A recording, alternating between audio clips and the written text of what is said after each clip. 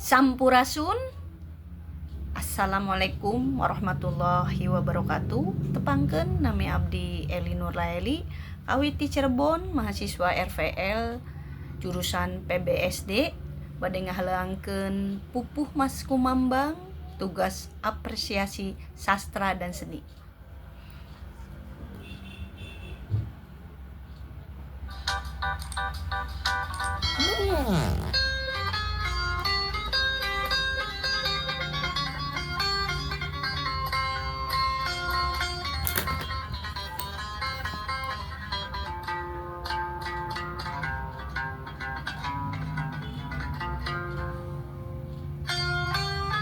Itu kusir bangun ambek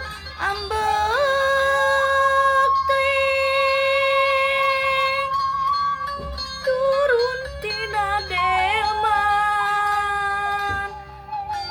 kuda di pecutan tarik teu aya pisan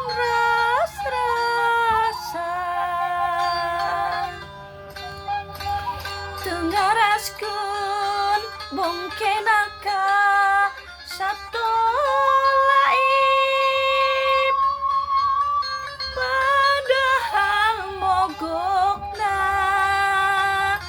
lantaran geus capek teuing hayang ngaso eureun heula.